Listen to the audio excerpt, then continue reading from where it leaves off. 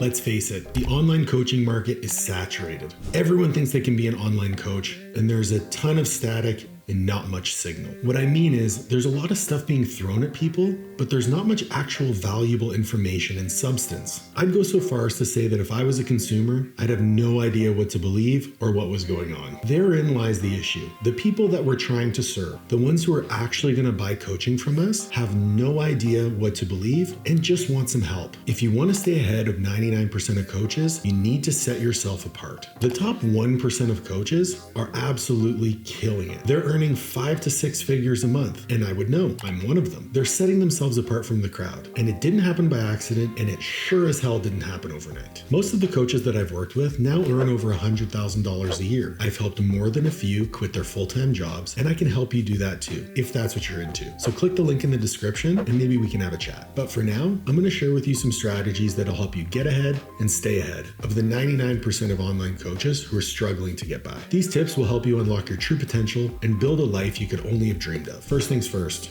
You have to truly love coaching. And I don't mean you need to be excited about fitness. I don't mean that you need to be really happy to talk about nutrition. I mean that in your core, deep down, you need to be fulfilled by the act of serving others. The process of helping people become the best versions of themselves should light your fire every single day. This needs to come across in everything you do. It should be absolutely palpable. Your personal daily habits, the way you speak, the way you write, the way you carry yourself online. It should all be evident that you're in love with what you do. There is a lot to do on a daily basis. And I'll be honest with you, a lot of the stuff you'll do day to day is gonna be quite boring. In fact, the deeper you get into business, the more of that boring stuff you're gonna be doing. I'd actually argue the more of that boring stuff you'll need to be doing if you wanna continue to grow your business. If you don't love what you're doing, that stuff won't get done and your business won't grow. Try this. Think of someone you believe to be extremely passionate about what they do. The first person for me that comes to mind is my wife, Olivia. If you go to her social media page, it is immediately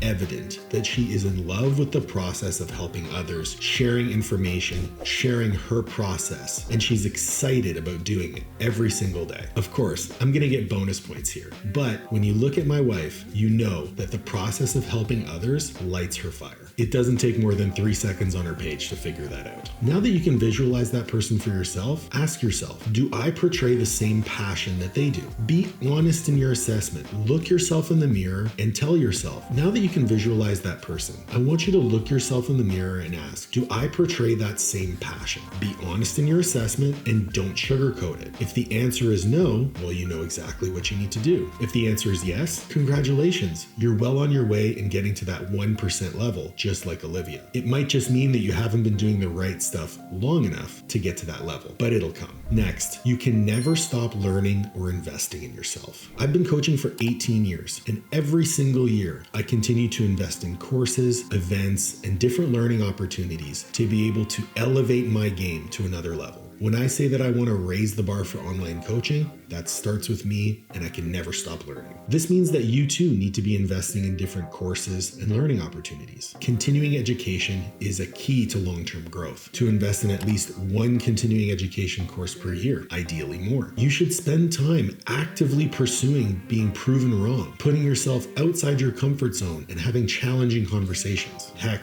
I can make an entire video just on that single topic. I can tell you right now that if you only spend your time in echo chambers surrounded by people who agree with everything you say, you're never going to grow. You need to actively pursue opportunities to be put in front of people who are bigger, stronger, smarter, more accomplished. Actively pursuing to have your ideas challenged. And never be afraid to change your stance on a certain topic. Change your ideas about a certain strategy. All of this will allow you to grow. If you don't look at programs you've written from 5 years ago and cringe, I'd say that you're done growing and you should probably quit now.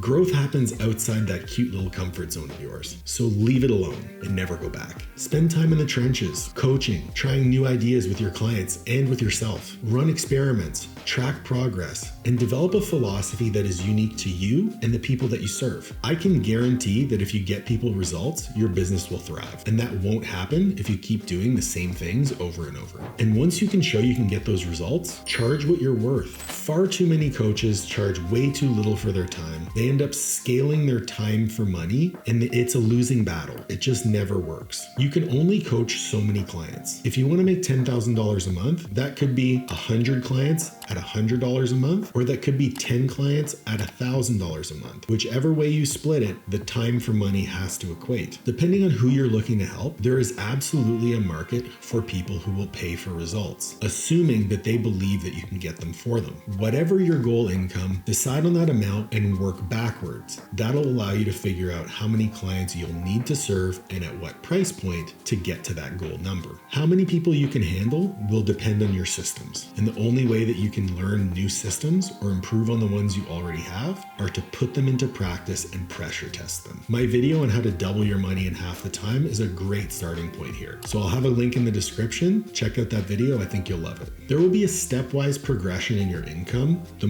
more evidence you have, the more social credit you develop, and the more experience that you accumulate. Essentially, the more people that you can get to believe that you can provide results, the more you can charge. This is why that influencer that you follow can charge 5 times as much as you, because they've done a better job convincing their audience that they can solve problems, and you haven't. I am by no means saying that you need to be an influencer. In fact, I'm saying quite the opposite. What I'm saying is that you need to get people bought into your service. You don't need to have thousands and thousands of followers. You need to have a certain number of people who believe you can solve their problems. Lastly, never stop working on yourself. I know that was probably not the answer that you were looking for, but it absolutely holds true. It's something I believe in with my whole heart. Now that I continuously do work on myself emotionally, my business has perpetually grown. I have a greater understanding of myself and my core values, and I do everything in my power to align my decisions with those values. My passion is easier to communicate, and I'm more genuine and authentic in the messages that I put out. That sort of thing is incredibly valuable when speaking to clients. I can relate to people more, and I can help people do that deep work on themselves, or I can guide them along the process to seek help in doing that work. This deep emotional work can take many forms: meditation,